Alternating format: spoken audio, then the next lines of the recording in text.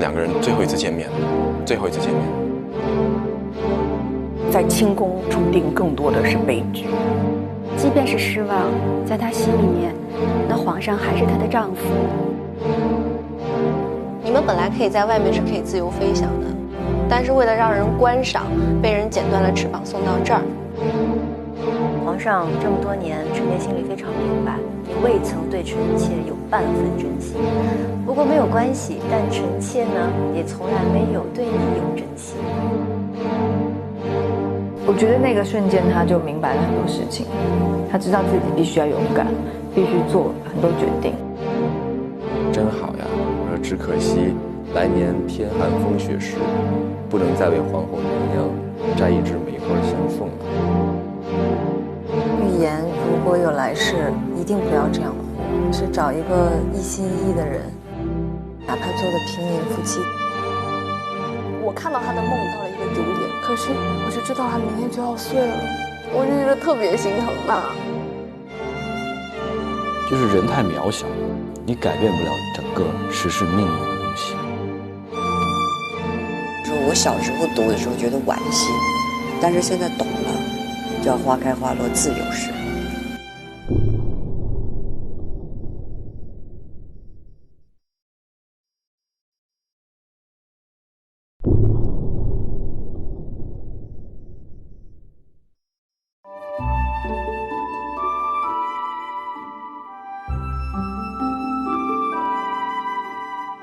这个戏真的是道尽了这两个人的一生，一辈子。如懿是很向往爱情，她对爱情的那种感觉很纯粹。皇后是皇上的正妻，所以皇上和皇后才能一同入画。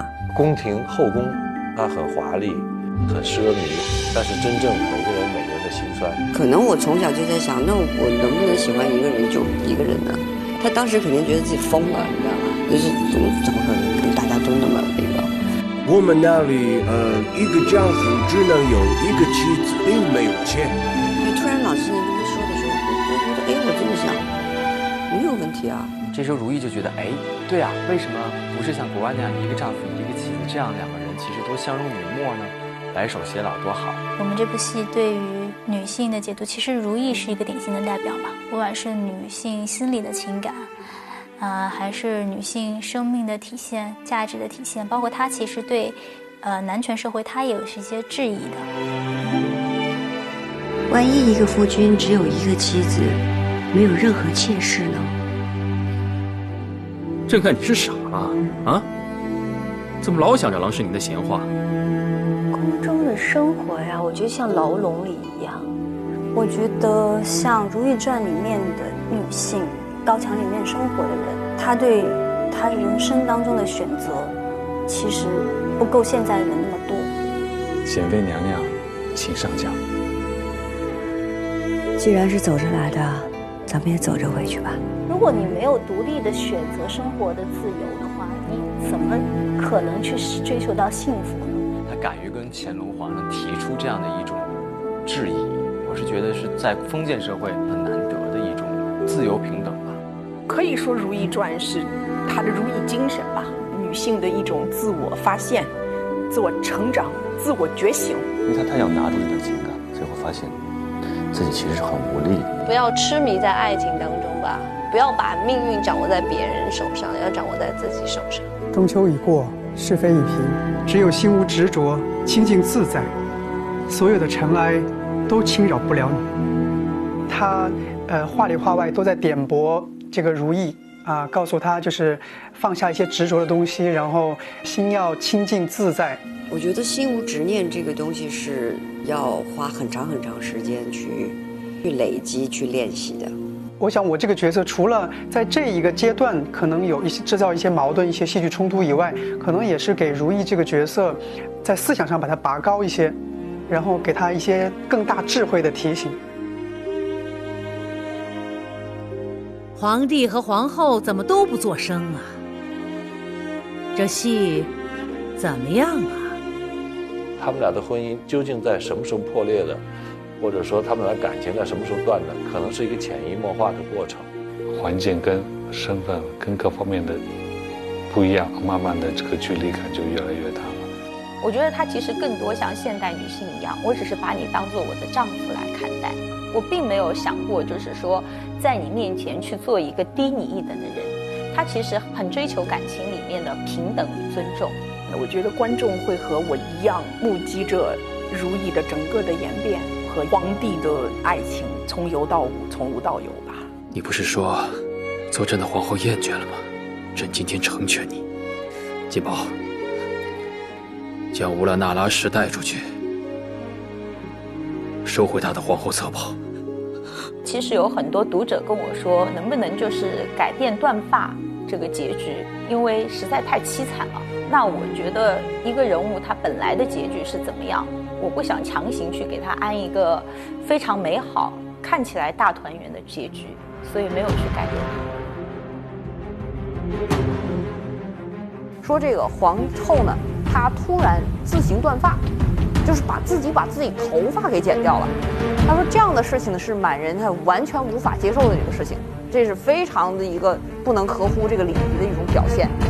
所以呢，他这个不能不比天下，这才让大家知道中间发生了比较大的一些变化。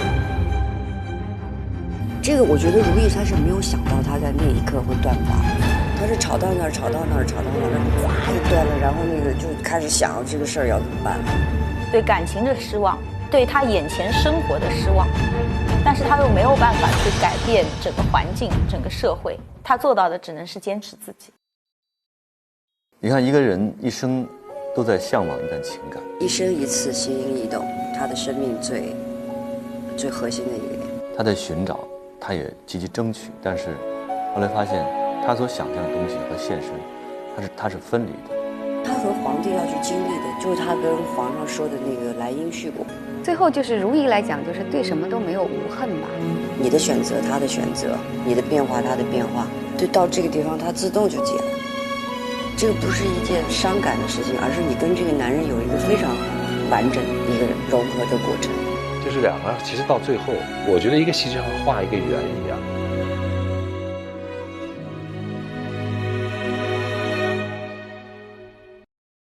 备，开始。第一个镜头我都想得特别清楚，我记得拍皇上哈是这样，我跟摄影师说这样到那儿，焦点在胡尘这儿，然后焦点一变了，透过胡尘他的形态。当时拍时候还挺兴奋，但是呢，第一个镜头拍完了呢又很沮丧，万里长征才走了第一步，让你绝望是吧？我们那么长的一个戏才拍第一个镜头。得算你在上头多写，你也是，你也有罪啊，跟民主了，你还说是我从艺以来拍过最长时间的一部戏，基本上经历了春夏秋冬。从穿短袖、穿小裤衩，女生穿裙子，到这个最后我们捂着军大衣，再到后来我们又开始逐渐把上衣和这个秋裤、保暖裤都脱了。其实就是在精神上，因为时间太长，起初的激情呢会慢慢的会被消磨，但是呢，我们这样的工作呢又必须得保持这种激情。停，没更好，停，更好。从来没有过一次就是说，哎，可以松懈了，可以放松了，可以休息了。那个不用你说了，那个谁说你说最后一句报上去就行了，预备。包括对剧本啊，包括对演员的表演上，有时候不那么顺的时候，蛮沮丧的。停。自我的一个调节吧，这个是我觉得是最大的难度。我还是一个蛮有耐力的吧，我觉得还行。说再来2月，好像也还能拍。停，好，过了。好，行，过。他走过来后，他走到这儿，看这个这距离，这个。行，好吧，那就在这儿了。我的风格呢，我是希望在现场能让所有人感受到的气氛是轻松。张哥，你要演什么？张哥？我要演那个如母摸母。所有人放松了，才会更好的发挥自己的能量。国浩，来。哎我去，看我老婆快杀了我！今天这么多人，为什么来这么晚？如果说人生有了1年1部的话，我觉得他最起码他是让我往前走了5步。这一部戏，你就往佛堂那一走，就往那边一走。苏联为了年轻人就炸给人了。因为《如懿传》，我结了婚，我有了孩子，写《如懿传》。拍《如懿传》就是又新学到了很多东西，每一次接触不一样的人，也会接触不一样的演员，从他们当中去感受到一些你觉得好的东西，那你就留在自己的脑子里面，是吧？就做一些沉淀。我觉得咱们这个组是特别认真、特别执着，就是对工作一丝不苟。这一点，我挺感动的。我从剧以来拍摄时间最长、最严谨的清宫剧，相当于我们是感受了一个朝代吧，是从方方面面各个细节来了解清朝的这种衣服的这各种样式啊，然后它的工艺啊，然后还有它各种细节的东西，我觉得特别的开心，因为我们非常难得有机会这样系统的来学习，来感受这样一件事情。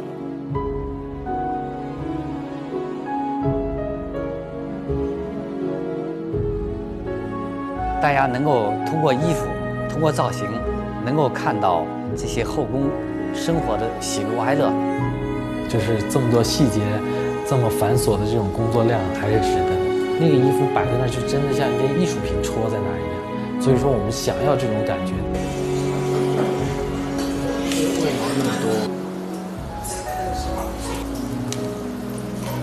有一些就是观众啊或网友啊，他们就是说设计的这个造型呢，是他心目中的那个角色，或者说他们觉得很美，我就觉得很有成就感。一开始你是想象的，然后你见到本人的时候，你把它整体造型都做完之后，这就蛮开心的。跟杨叔合作就是我喜欢跟着他，因为他给人感觉就是永远学不完东西。每次都有创新的。阿叔每次跟我们说，就是你爱护衣服，就相当于你爱护这个演员。这应该是我10几年来最大的一次挑战吧，真的也了解了不少。细的去绣它，新娘找那种清朝的服装也改变了现代的一些理念。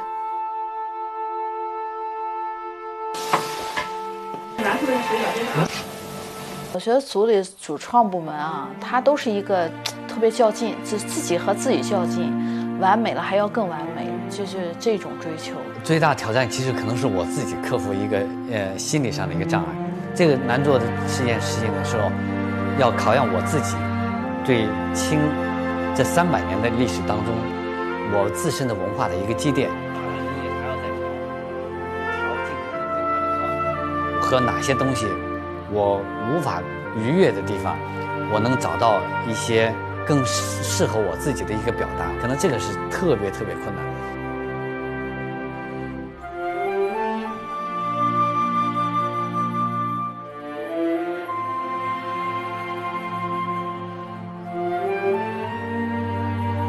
最大的挑战还是找到一个属于这个戏的独特的一个美学观。只要完成我们心里面的这个要求，这是唯一的衡量标准。这个基础就是大家对于美的感受力很接近，它这个美学原理非常的相近，彼此沟通起来很容易就达到共识，那这就是顺畅嘛，默契。人生的正八经的第一部清宫戏，从完全没概念到现在，我觉得是一个信息量非常大的一个储备。这里的酸甜苦辣这里付出以及回报挺多的，真的是可能要聊这个要聊好多。我们的道具兄弟们还是比较心灵手巧，又很辛苦。他们都很夸我们的道具做的饭很好吃，那个宫廷的点心啊，一道一道。备，放，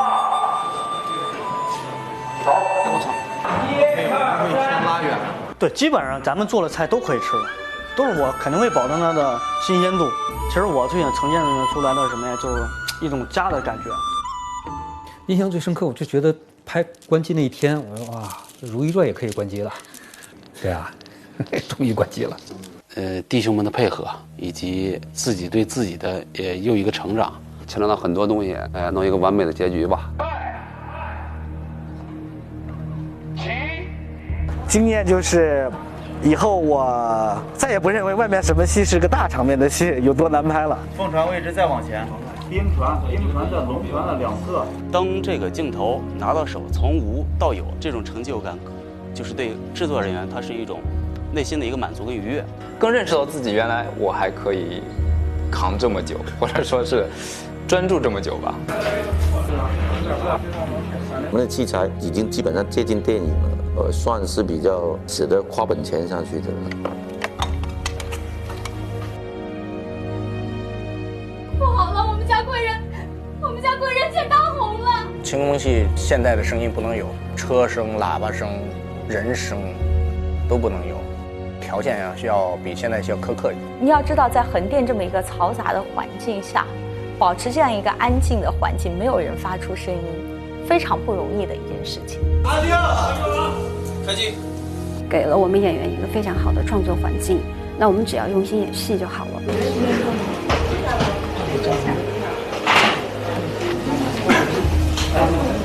我和我的这个礼仪指导的团队经常说，我们是《如懿传》和故宫的搬运工，也是穿越的红楼寺的官员。出来的队形呢？如懿出来的队形就是如懿在中间，旁边呢？不，他就后边就跟了6个福晋3宝，他们都在外边跪着。哦，已经跪着了。对，已经跪着。开始。我觉得它最吸引我的地方就是整个清朝的宫廷皇室生活的这些面貌，希望就是这部剧最终展现出来的一个效果。刀拿住，人都稳，手不要晃，正常往前走。因为礼仪它不是一种单独存在，它是依附于人而存在的，由心而生的一种敬畏。没有任何人能还原历史，那我们在尊重历史的情况下，尽量做到离它最近。我希望用视觉能够把观众提前带回到那个年代，带回到那个场景，因为照片本身来讲，它也是时间最好的讲述者。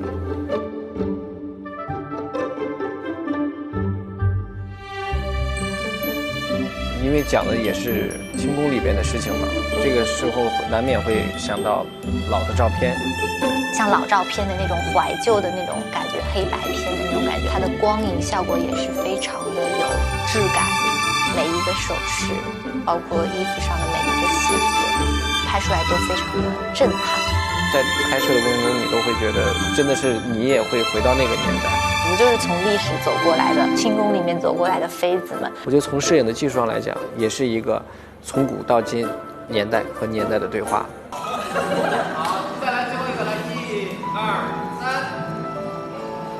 为什么说是《如懿传》大家庭？就是每天我感觉我过来上班了，然后门口有一个小贴士，每天满满正能量，先迎接你。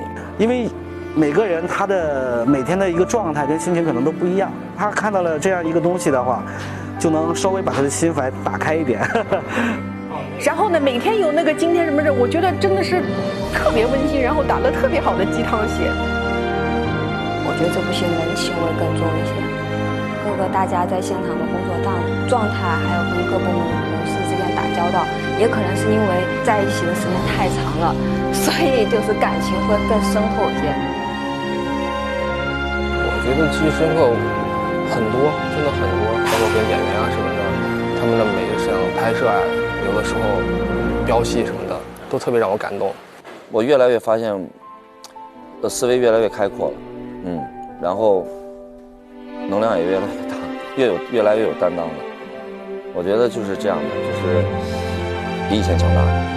失去的是时间，失去的是体力和汗水，但我得到的是承诺和成绩，然后还有就是不断的自我的改变。希望呢，大家不仅仅是了解到《如懿传》的演员、《如懿传》的戏、《如懿传》的导演，可以了解一下在幕后为了这个戏努力的这些人们。所以挺感谢这些主创，感谢这些所有的工作人员。我觉得他们为这个戏贡献了很多，也很敬业，也很专业，而且最重要是他们对这个戏有热情，这一点我觉得是很难能可贵的。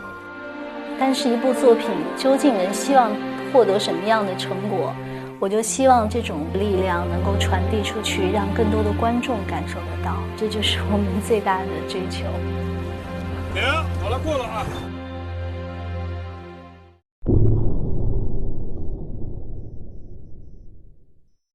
我觉得这部戏还是比较特殊的一个情况，因为很少有戏拍那么长，然后大家要一起生活8、9个月，然后包括每天的相处，还有你对你的角色的，因为时间拉得很长，所以你的进入的一个状态是挺难忘的一个戏。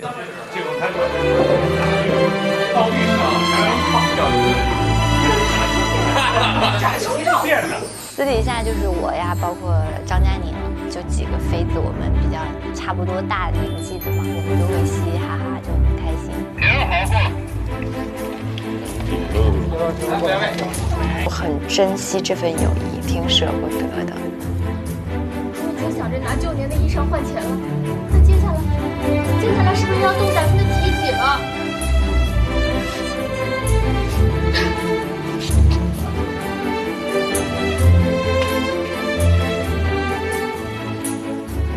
戏外非常的热情，心地非常善良，然后我们俩特别聊得来。我们俩在现场经常就搂在一起，因为这样可以互相支撑，觉得站起来没那么累。我们3个基本上是连体婴的状态。拍戏这么长的时间，这个戏给我带来的一个，你能拍这么长的时间的戏，然后收获了一个作品，还能收获一个好的伙伴、好的朋友，多好啊！但现在还没死呢吧？社会人士得皇上欢心呀。每一次拍那种大场面的时候，就真的像宫里面开了茶话会一样，就是各种聊天。晚上之后便去为你纵情祈福。哦，不是我，不是你，看错了。皇上特别爱聊天，但是就是属于那种平常大家一起聊天的时候，然后就默默的，别人说到什么他就偷偷的笑，然后我们就老说他在旁边捡乐的那种人。私下我不是叫白蕊金吗？他们又给我起外号叫白切金。那他们还有海兰叫兰兰，那个高希月叫月月，皇上叫上上。说兰兰你在哪里？绿绿你坐哪里？这现场其实是很好玩的。我在宫里时间长了，有的时候拍完戏，我别的朋友跟我打电话的时候，我有的时候会说，比如说什么，甚好，我说若是怎样就怎样。我觉得《如懿传》台词已经影响到我的生活用语了。那天我问他，我说：“哎，玉云姐姐，那天韩香见来了，跳那个舞好看吗？”他说：“哎呀，好看，特别好看。”我说：“怎么跳的？你给我学一下。”哎呀，跟你跳啊，就可美了，就这样。我觉得狗。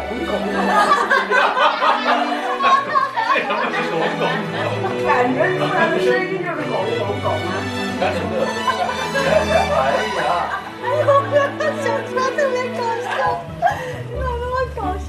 我到现场就是真的管不住自己的嘴，你会发现太后一直就是在吃开心果，虽然有的时候也会偷吃其他的东西。就是想要把好吃的东西分给大家，就把自己所有的东西搬在桌上，各种零食，各种小吃。哎呀，你们前底里的好姐妹，你想的纯属是李纯是吧？李纯还没出来呢。纯字儿哪有？哎呀，他眼睛验满了。是绿，是绿。去，跟他说。挑战，我觉得可能整部戏所有人都是一个挑战，就是台词特别的拗口。如果很多人的名字和职位放在一起的话，我觉得是一个特别难记的一件事情。但是有些人名真的很要命，什么科尔沁的寨桑根敦大人，就这种就是你就绕了半天，包括嘉贵妃、嘉贵妃，就很容易就说嫖。开始。皇上要将孝宣皇后东巡时所居的大船清阙运回京中保存。预备，预备，预备。而且每个娘娘又每个时间段她的位分不一样，有的时候是常在，有的时候是贵妃，有的时候是妃。哇，我记得她是嘉贵妃，结果明天拍的戏她又变成嘉妃了。我说到底，因为每天拍戏也是乱的嘛，就会真的这个很难记。而且皇后经常要所有的人说个遍。对，然后就会在记名字上面就一直在不停的去看他这个阶段叫什么，然后还要记住啊，他现在是常在啊，那个是贵人，对，这就是稍微累一些。传皇上口谕，4阿哥永成早已成年，命即刻出居宫外府邸，无事不得入宫。就刚开始压力非常大，就整个状态就集中不了，就是很多东西要去想。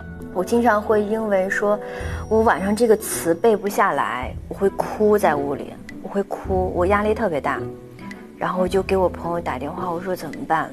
哭完以后打完电话还吭哧吭哧流着眼泪背，所以我觉得我自己内心变强大了。多少天？万一没听好的，马上。完全没法因为演员就是这样，就是你哪怕看了1万遍的剧本，我觉得你没有进入到这个场景当中，你没有去跟你的对手演员去演戏的时候，我觉得你还是停留在一个想象当中，就是你还是不能让这个角色的灵魂真的是住到你的身体里面来。尤其拍得很累的状况之下，有时候会力不从心，那个是会让我再重新归零去检视自己的。1、2、3。我们在片场就是会相互的拍照啊，跟君令姐、君美老师。讲话。太后穿越很开呀。后主人是谁？去不开。那大家后期的时候在现场就会变得有一种摄影社的感觉，就不拍的时候，啪，每个人专业相机都拿出来，桌上都在比专业的，然后一拍的时候就赶快收下去，然后我们就会分享照片啊，咔咔咔咔咔，然后我觉得我们那天开玩笑说，我们戏里最不缺的就是剧照师。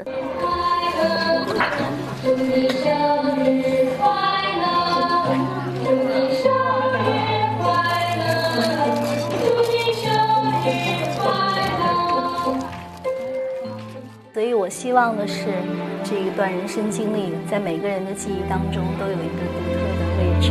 那它对于我来说也是。好玩的事情我觉得太多了，很多时候我们都是那种苦中作乐，大家都会自己就是创造一些乐。8个月不是8天，这人都是情感。在这一部戏里，我觉得发生的所有的事情，我觉得将来我回忆起来都会是很美好的记忆。朝夕相处，哭啊、笑啊、闹啊，都在一起，还特别舍不得。我们之间是存在革命友谊的嘛，所以其实一起奋斗了这么久，然后有那么多好笑的段子，然后又一起淋过雨，一起就是长途跋涉过，我们也去坝上拍嘛，然后也一起经历过风沙啊，其实这种都会有一种情感上的不舍。其实这部戏印象最深的，我觉得拍的不是戏，拍的是心态，像上了一个学校一样，我觉得比任何的表演学校都有用吧。真的不想杀青，我就是想能再多学一点，或者是能在戏里戏外啊得到这些情感能再延续，是一件特别幸福的事。这8、9个月，大家确实好像生活在这个宫廷里面，然后不管是私下，都会带有一些戏里面的感觉，啊，我觉得这是很有趣的一件事情，这也是我们往后会很怀念的一件事情。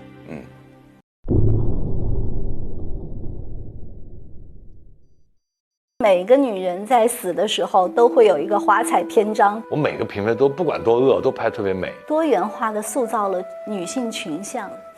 那我觉得女性自觉的意识是很多人在追求当时入宫的动机，同时感觉到了这种悲剧性的力量，因为他们想获得的东西其实都实现不了。说，你这样是看不见西方殿的，看不见也得看。儿子是为娘的命。就是这个女人真的是很可怜啊，又没有男人的疼爱，然后唯一的指望孩子又被皇上唾弃啊，甚至出4。对啊，所以很悲哀。曲有误，周郎顾，蕊姬绝唱。奕欢第一次见到皇上那天，我们大家一起去看了一场烟花，因为奕欢他在讲说，这烟花虽好，也是热闹，但若做人都只能像烟花一样，热闹了这么一时就要回归寂寥。我就觉得听着这句话好像白日鸡啊，就只有一刹那的光芒，什么都没有欣赏。奕欢是一个绝对，他就是爱乾隆，从他见到他的那一刻起，他爱他的那个东西就是很真实存在的，所以他不能够接受梦破碎了这个事情。最美的是西月了，是吧？风笛在他眼前那种啊，那个弄一个孔雀在他旁边，其实就是在讲一个笼中鸟的一个概念。他突然就觉得他活着这一辈子最后那一点希望都破灭了。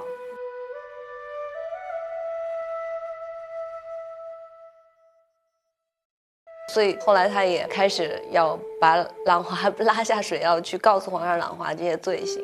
今生的事还不一定，皇后就想着后世的因果，难怪你在昏迷的时候一直喊着一报还一报。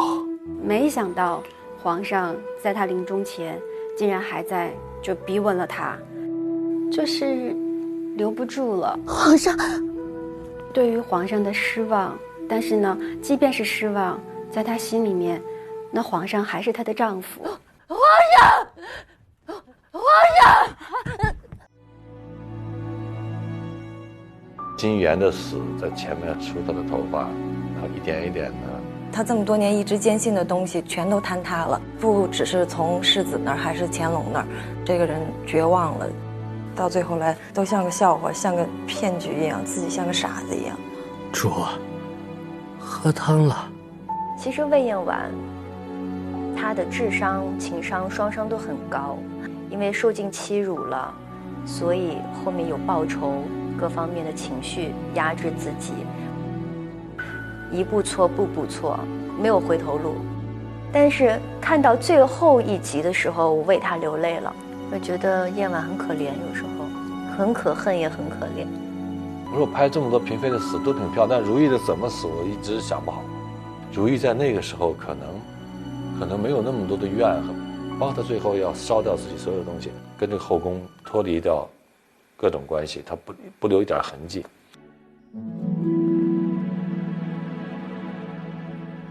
就是他走得很安静，他已经把他该做的事情做完了。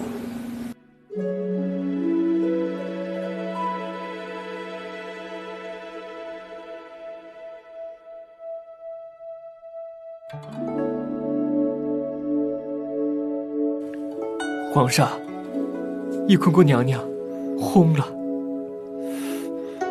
如懿的离世是让我觉得那个东西是太复杂了，有我自己的自责、内疚，还有太复杂的东西在里面了。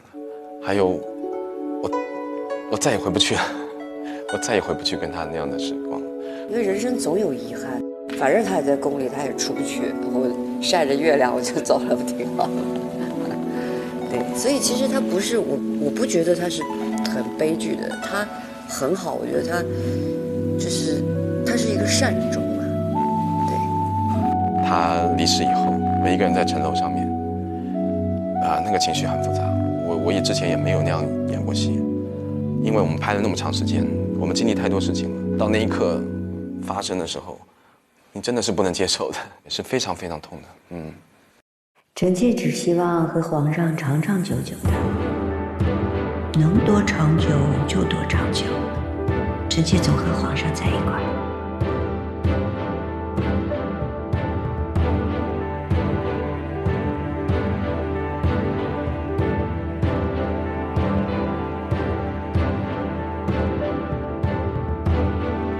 我很庆幸我有这样的一个人生的经历，我体会到一个这么重要的人物的一个喜怒哀乐。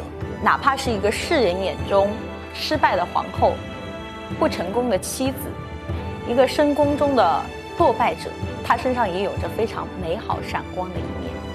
她做着那个时代很多人不敢做的事情，自由、自在和追寻。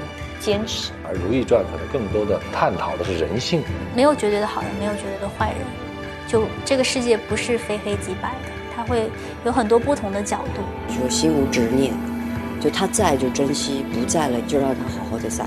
这部戏所有的演员都尽了所有的力气，我觉得那就够了，那就够了。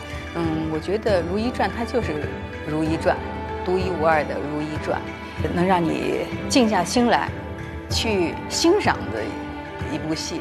它可能是更多的是娓娓道来。我希望观众来做一个爱情文艺片来看。以我们现有的资源和我们现有的美学追求，我们希望成为一个凝结着我们心血的一个独特的电视剧吧。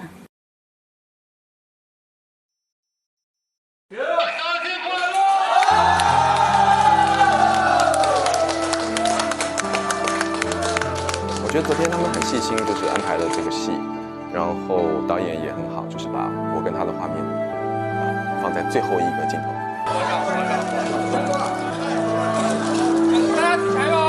你原来想会很兴奋，对啊，无数次的想过杀青那一天，从开机第一天就想，真的杀青了吧？又五味杂陈。我的感觉就是一起奋斗9个月，像战友一样的那种感觉，其实也蛮特别的。《如懿传》今天终于杀青了。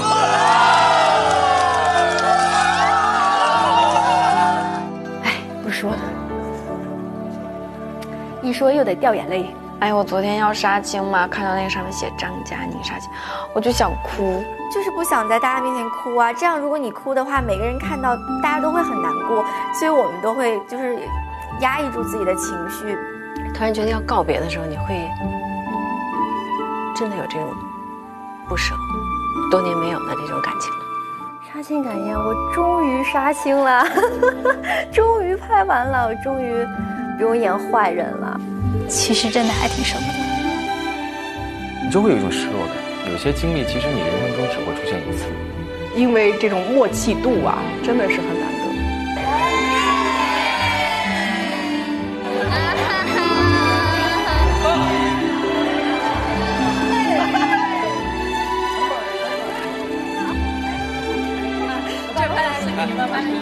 虽然故事精彩，大家也都合作得特别好，依依不舍，但是待在宫里，衣服太沉，头饰太重，规矩太多，还是宫外见吧。一部戏结束了，然后最后一个镜头是凝结在帝王夫妻最幸福的那段时光，很多人看了哇，好有触动啊。我想就是艺术的拍摄其实是一种不断的情绪的情感的凝结。当然，毕竟就是最艰难的时刻已经过去了，所以还是挺高兴的吧。这个故事就特难，好像说完了。他其实无形中把整个戏的品格是往上抬了。迅姐她的气场很强大，如懿一定要有气场。从那么小跨到这么大，只有她才能楼家好。周迅变化蛮大的。2000年我们合作的时候，那个时候跟现在真的有很大的不一样，变得更宽容，然后更母性一些，人也变得更随和。她的松弛来自于她对人性和对这个世界看得很透，所以说她的力量很大。就她很多的表演其实是不是单纯的表达一种情绪，当中有很多丰富的内容和层次，我觉得非常棒。如懿是一个智商很高、情商很高又足够善良的人，那周迅的表演也非常非常的吸引人，而且能够有很强的代入感。他就是如懿，我就是乾隆，两个人演戏的感觉是可以配合在一起。这个人物形象的定位、感觉啊、台词啊，都让这个戏的气质都有一些改变。最棒的地方就是把自己和角色贴近在一起，赋予它光芒。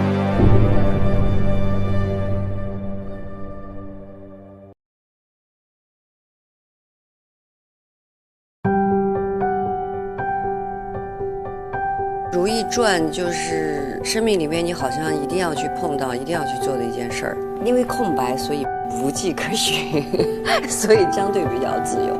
他会把自己整个人、整个身心贴近这个角色去演绎、去加强，听一些故事，对，然后再根据自己的想象，然后又去了趟故宫啊，然后穿上他的鞋子。然后戴上他的指套，就是各种方面都去了解。去那个做指甲的地方，把它做长，就把它真的留到这么长。把自己的那个指甲磨得还留下一层薄薄的粘上去的。就是你每天早上粘是吧？回去再拿。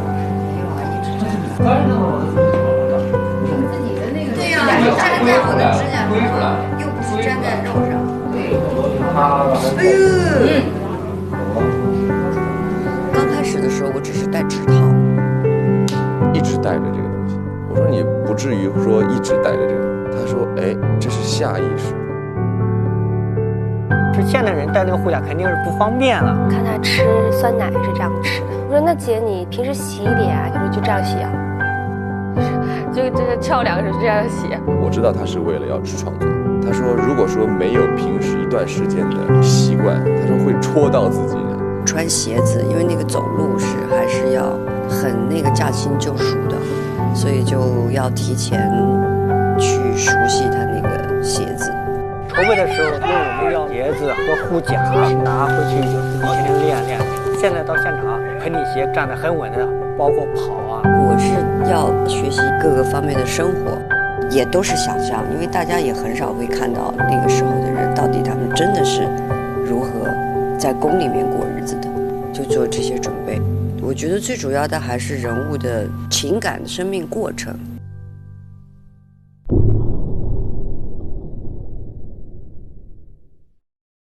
预备，开始。他从小生活在那个环境里边，他的姑母又是皇后。姑母这个角色更多的是把如懿作为一个筹码，保证自己的地位。乌拉那拉氏没有前朝重臣，只有后宫的女人，你我就是要延续乌拉那拉氏的荣耀。青云哥哥，我觉得他从小就知道他这个命运是很难改变的。你一定要做母后皇太后吗？宫规祖制在此啊。那他有他的家族责任，就是要当皇后。已经有了皇上的眷顾，你是乌拉那拉氏唯一的指望，你要得宠，你要做皇后。我觉得是压力，但是我又不能不去做的一个压力。作为青樱，她是乌拉那拉氏的亲侄女，我是钮祜禄氏，我本来就是要把乌拉那拉氏给灭掉的，最好就是后宫不要有乌拉那拉氏了。皇上口谕，皇次子弘历封宝亲王，乌拉那拉氏为宝亲王侧福晋。希望最好不要让她作为我的儿媳。我好不容易干掉你姑母，你的乌拉那拉氏皇后，又来一个，对我来说是最好是不要有这种可能性。从上一代的渊源也好，其实我没办法解的。但是儿子最后还是要了他，一个是我爱的人，一个是他的母亲。如懿知道一定要和太后好好相处。从一开始的不接受，到慢慢的看到她身上的一些不同于其他女人的一些品质。在这个过程当中，其实太后她发现如懿真的不是要当皇后啊，就是她是真的是因为爱这个男人。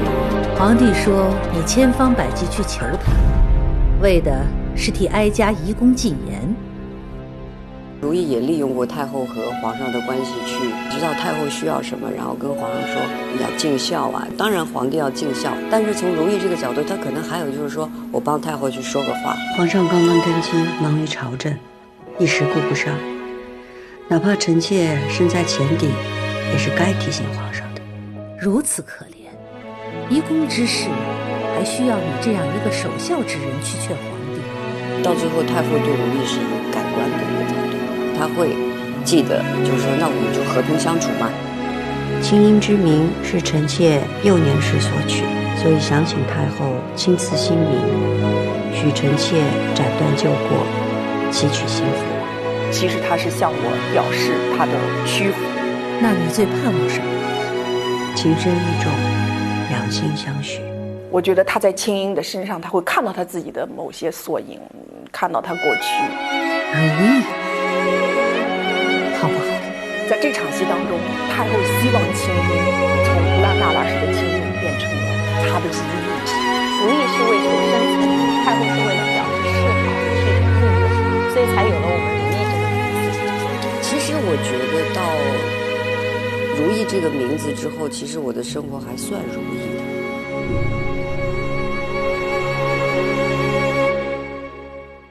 开始。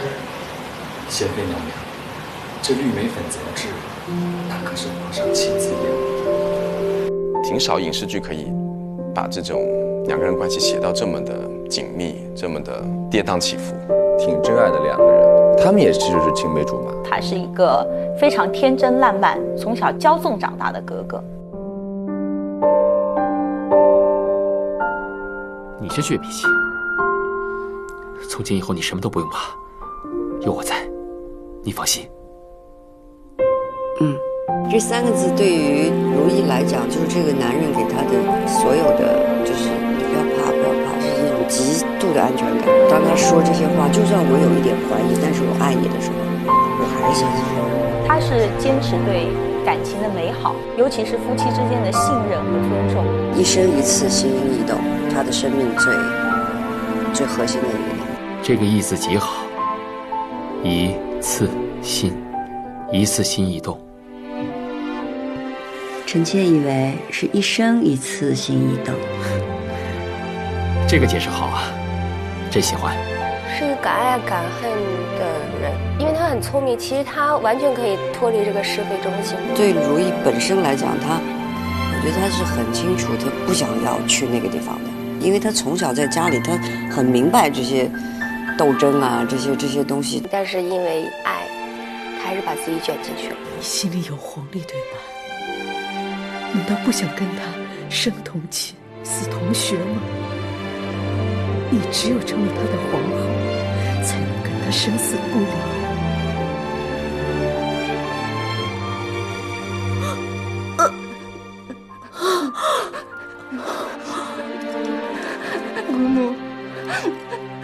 姑母，他无意去做皇后，但是他因为他的命运，他爱的这个男人，到最后成了一个皇帝。身在万人之上，俯视万千，可这万人之上，就是无人之巅了。真想让你在朕的身边，朕也只要你在朕的身边，可好？好，好，好。也就是说，朕在万人之上，孤单得很，我要你来做我的皇后。臣妾或许看不清后位，看不清前路，也不够看得清皇上。可皇上说他孤单，臣妾就只想到他身边去。我最喜欢就是把她封为皇后的那个阶段啊，我们感情很好。你终于是真的皇后了，终于可以一统中华了。朕已经教导神女准备吧，可以让我在华中相依到老。其实像如意和皇帝，皇帝能给青樱这么一段情，其实已经是一个奇迹了。恰巧他幸运的是，他还爱那个皇帝，而且是两情相悦的，不是那种我爱他，他不爱我那种，而且是他幸运在这个地方。但是他到了那个位置上，他就会有一个责任感，就是他要护的是要护好这个国君。开始。皇后娘娘，皇后娘娘，皇后娘娘，娘娘您醒醒啊！我都是在劝和，但是我又能够特别理解他，因为人的性格使然，有的时候是看着特别心疼，但是无力。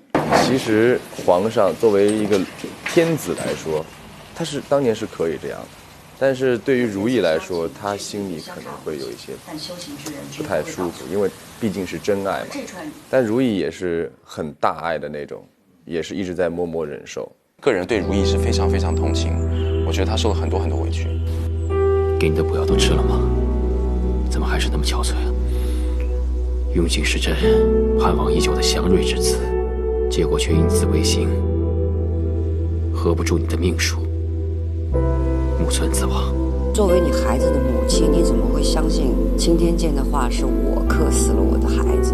就算我克死了我的孩子，可是我刚生完孩子啊，你怎么会这样想呢？这个对于一个女人来讲，其实是很伤心的一件事情。委屈。这两个人其实都是蛮可怜的人，觉得很心疼。对他到底是什么感情？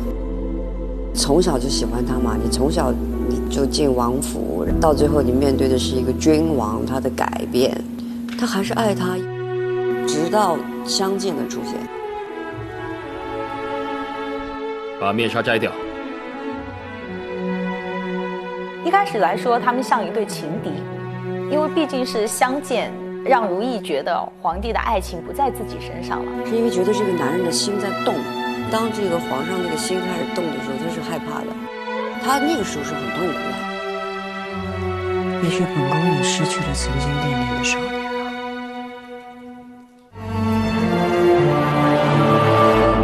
其实我觉得帝王父亲蛮难的，一个是要母庇天下，一个得要指点江山。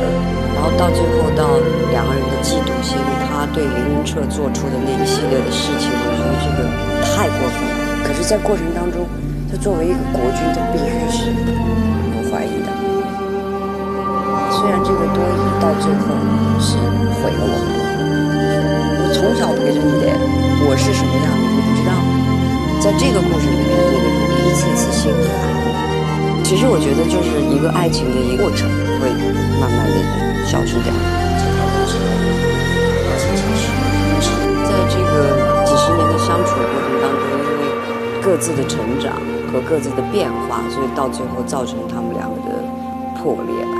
不可以顶撞这样忤逆朕，如此咄咄逼人，不仅比不上孝贤皇后的贤德，连丽贵妃的婉顺都比不上。累积起来一件一件的，就到最后断发的时候，如懿跟皇帝说：“我当这个皇后已经很累很厌倦了，我最好不要当了。就是我从来也不是要想当皇后。”如懿，其实这个戏真的是道尽了这两个人的一生一辈子。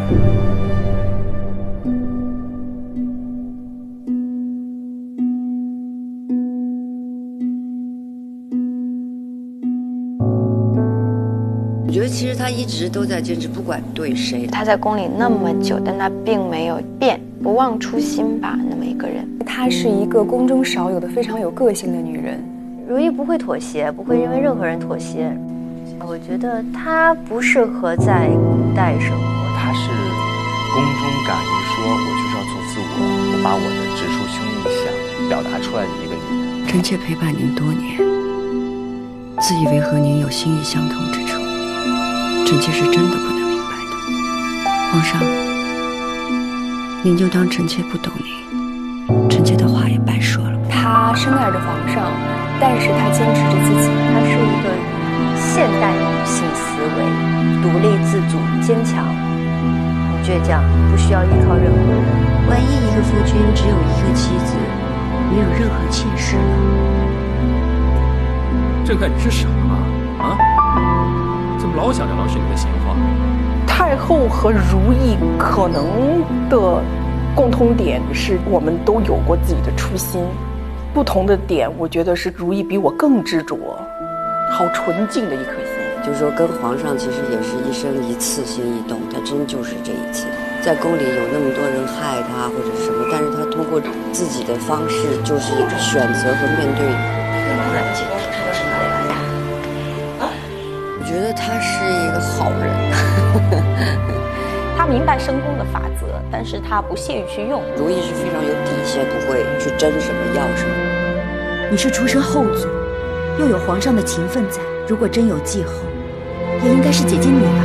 我从来要的都是情分，而不是位分。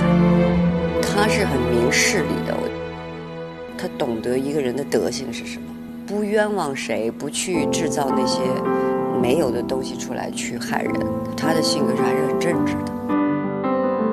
主，皇上特意派人送来的礼物在外头，您去瞧瞧。绿梅非常难得，骨骼清奇，其实很像如懿的那种性格。她不会去为深宫的这个环境去改变自己的本性。两心之间梅香一缕，绿梅难得，皇上的心意更难得。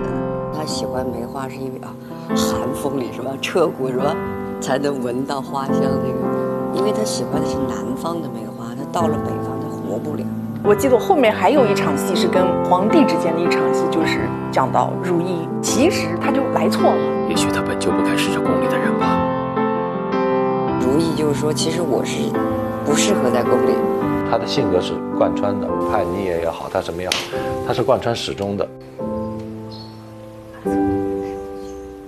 他应该是自由的，他喜欢的那种自在安然，他对感情那种坚持执着是不会变的。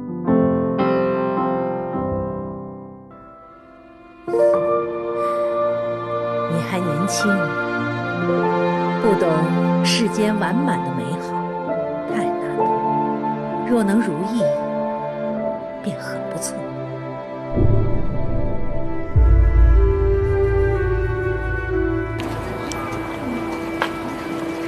苏丽云其实在很多时候是一个没有攻击性和没有伤害性的这样一个女子，所以她和如意的关系就属于那种比较熟的朋友。到中期的时候，兰华走了这一段时间，我觉得比较熟的朋友因为一些利益发生了分歧。哎呀，我也抚养永皇这么多年，知冷知热的疼着，闹了半天，还是不如你。祭酒礼已过，大家休息片刻吧。本宫让御膳房熬了些八宝甜汤，大家都可以用一些。在后期的时候，我觉得就非常坚定地站在了如意的背后去支持她。对如意是喜欢，然后崇拜、敬仰，反正就是当成姐姐养。剧里也有台词说，皇后娘娘就像我的姐姐一样，她是真的很喜欢、很依赖她。但如意对梅若，我觉得可能就是关爱，因为她毕竟是小嘛。然后还有就是梅若比较简单，没有那么多坏心思。我记得娘娘曾与我说过，皇上是您的少年郎。和如意可能有一种惺惺相惜的那种感觉，因为如意她也说她曾经有过一个少年郎，他们曾经非常的美好相见。其实她也没什么要求，她就是跟如意一样爱一个男人。自己心爱的人没有了的时候，就是要自杀，但是皇后娘娘就是劝她活下来吧，跟她讲了很多的道理，在那一刻可能给了她一种力量。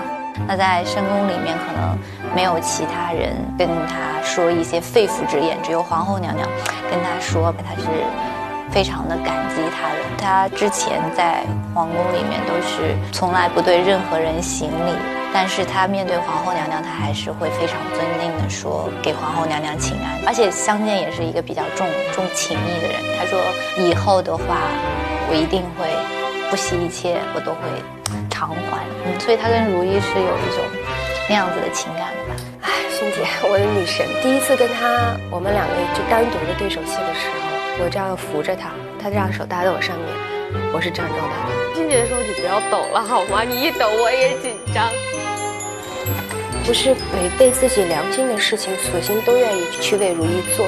其实索性就是一个如意身边的连接各方面这样一个桥梁，跟江雨冰的这个关系和李煜的这个关系，导致他们最后都非常忠诚于如意。如意娘娘这个人是非常好的一个人，因为我还有点喜欢索性，我也会对她的主子好，因为她的主子好了，她才能好。后面有一场就是如意帮我上药，在宫里一个娘娘会给一个奴才蹲下来上药，我觉得那场戏是他彻底的走到如意那一边去了。一是因为情感，二是因为他看中如意的人品，了解这个人以后，你会不由自主就会帮他，而且这对他来说也是行正道。索性的归宿还是蛮好的，跟了一个医生啊，又实用。索性还问他呢，那我照顾不了你啊。如意说没关系，等看到有好的人再说吧。那故事的发展就是出现了一个好人。多谢皇贵妃娘娘主持公道。你是个直性子，胆子也大，不怕吃亏吗？不能让没钱的姐妹都吃了亏。本宫喜欢，来翊坤宫当差吧。爱打不平，无依无靠。最万幸的是说让如意给捡到了，才找到了家的感觉，所以我愿意拼尽全力为了如意，怎样都可以。爸爸，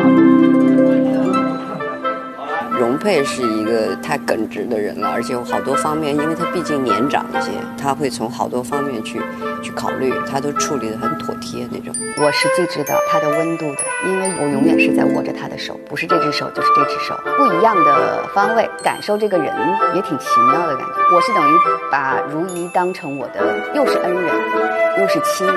简单的来说，他是再一次把生命给我的人。我救了他的命，然后在这个宫里边，我是能跟他心意比较相通的人。对他来说，就是一个很大的恩人，他会愿意付出一切，然后让他快乐的。我只能说，他超越友情，不单纯，涵盖了很多。有些时候我们演着演着就是说你是不是爱我呀？就那种。哪怕到最后他们有了矛盾，其实什么都不用说，又能够懂得对方，谅解对方。所有的事情都是为我好，我都能理解。海兰觉得如懿是温暖的，是仗义的。红楼炭事件的时候，如懿来救他是那样的奋不顾身。海常在也是皇上的嫔妃，你不能当着奴才们的面羞辱她。你脱了她的衣服搜身，你不是要了她的命吗？就是他是有一种，就是我只要他开心，我只要护着他就好了。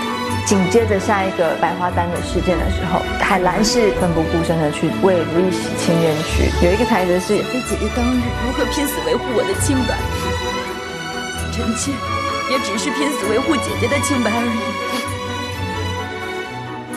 接连在一起的事件，很快的就把两个人扣得非常紧密，慢慢的把心里的东西又加深了。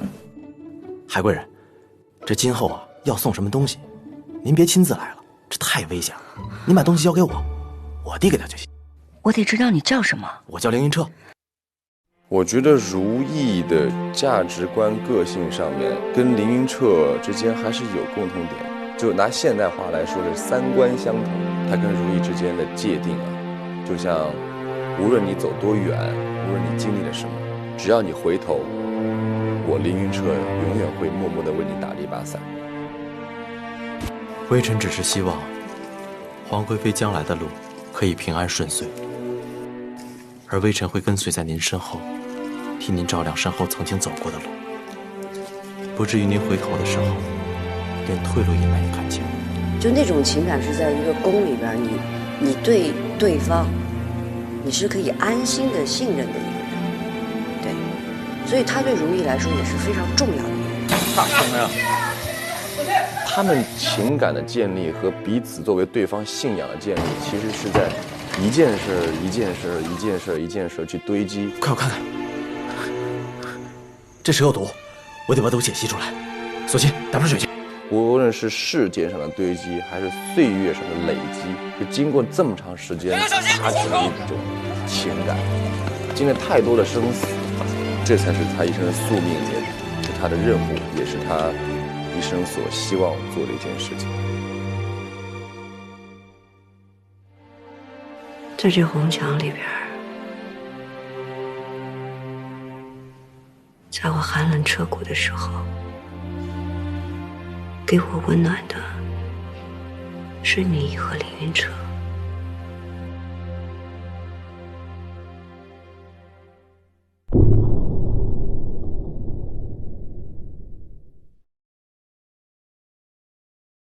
周迅在表演上品格也好，风格也好，气质也好，根据如懿的这种现在的表演有一个提升。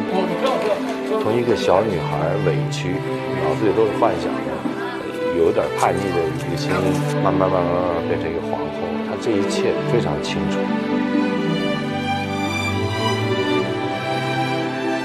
她也很辛苦，这一路来就是没有做其他事情，就很专注在这个戏里面。她是真的付出了很多。拍戏的时候没有太多的时间，每天都台词啊什么的。他非常认真的在看剧本，在揣摩角色。有些时候他会说，那如懿这个时候会怎么想啊？如懿这个时候一定不会这样啊！真是佩服他，我真是太用心了。那种台词量，他头天晚上得做了多大的功课呀？基本上很少看他拿剧本。你要知道，他是属于那种认真到一个词一个词都会去细细琢磨的人。就是他每天做足了功课，他每一场戏都有自己的想法和见解。最细的一组镜头就是有一场戏刚跟皇上吵完架，周迅老师要看，印象特别深，是有特别细腻的点出现。他有一个过门槛的时候停了一下，他看看他那场戏是怎么表现的，然后有没有到位。他觉得不 OK 的话，他可能会要求再重新来拍这场戏之类的。周迅的表演也非常非常的吸引人，而且能够有很强的代入感。演戏下来的感觉都彼此觉得很舒服。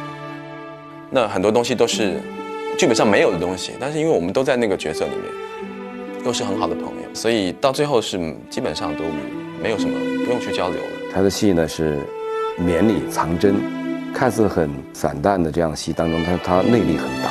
他他是一个非常有灵魂深度的演员，我不敢使劲对着他眼睛看，我觉得他眼睛非常有杀伤力，强大的力量会包裹你。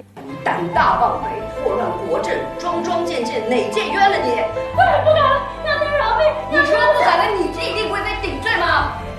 我觉得迅姐很多东西不是我们能够学得到的，是她就骨子里的东西。她杀伤力不是攻击性，她的眼睛很深邃，你知道吗？很大，然后你会看进去，会想她在想什么，你就会被她带走，所有东西都在眉宇之间。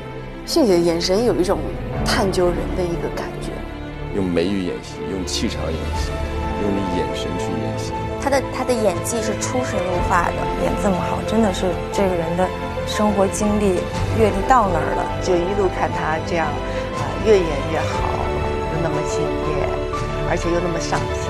她真的是一个很有精灵气的女人。看她处理一些感情戏，我觉得哇，那分感简直太厉害了。我觉得真的是好演员都是用心在演。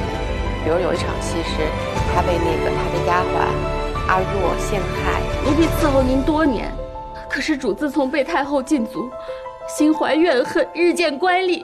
其实如懿只是给了他一个眼神，那个眼神的内心潜台词就是，我对你那么好，你居然会害我。就那一个眼神，我看了好心疼。所以我觉得迅姐真的是好厉害。你少说一句啊。是因为我要扇她的耳光，然后我就走到迅姐的面前，用我的手测量了一下她的脸，好小的脸，我就非常的紧张，怎么办啊？我感觉自己做不到。迅姐就用了另外一招，你打不打？哦，没有用，你不要恐吓我，我打你，我自己会难受死。你这个毒妇！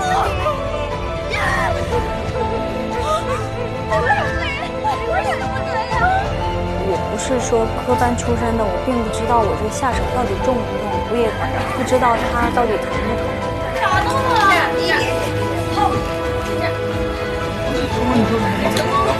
必须得真打，而我的方式，我需要他们真打我，要不然我没办法出来那个东西。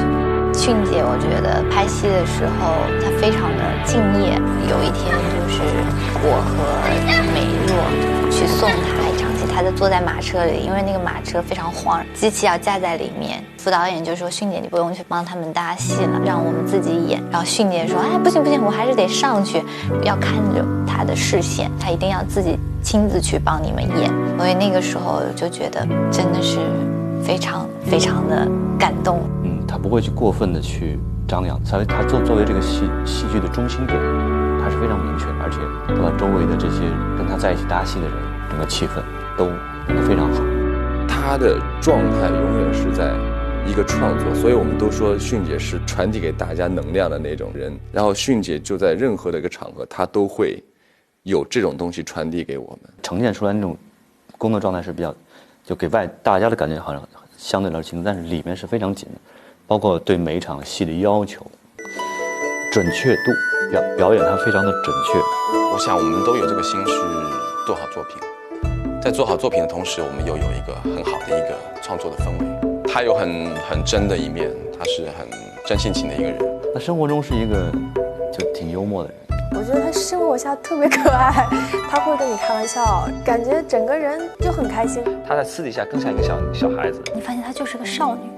小女生，她会在那里唱唱跳跳，自己在上面就感觉跟表演一样。哎呀，我应该站到这儿来。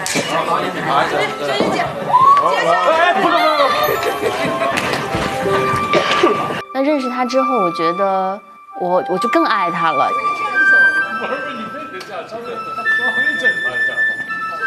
我觉得他像一个小朋友一样，有的时候在现场，他说，想吃一个什么东西了，我觉得他眼睛里都泛着光。说着说着口水就流下来了，然后他自己就会在那笑自己，特别可爱。我们有时候拍的时候会在监视器里面讨论剧本嘛，然后他就这样把鞋脱掉，然后就盘腿在打坐，然后就在那边，然后边吃着东西在那边聊。我觉得那时候就觉得特别像一个小孩子。我觉得他非常有灵气，然后生活中又是一个特别感性的人。他在我们第一次见面的时候，然后他没有走到他的座位上，他直接走过来，然后就跟我打个招呼。我当时就觉得特别亲切。只能找一个我心里最舒服。说实话，但是我真的是唯恐不心的，我真的是平时心的。这个不是我真的。俊姐是我很喜欢、很尊敬的演员，看她的戏我都好喜欢，非常打动人，非常喜欢她，有质感、有沉淀，很娇小但是爆发力非常强的人。特别喜欢跟她演戏的感觉。我觉得太幸运了，我真的有成长的过程。他的智商和情商都非常高，他会看透很多东西。他是个有大智慧的人，但是又很简单的人。周迅在表演上一如既往的好，每场戏都很稳。我们一直在说所谓的一种工匠精神、敬业精神，那我觉得在周迅身上就是，一切都很顺利，我觉得这是非常幸福的事情。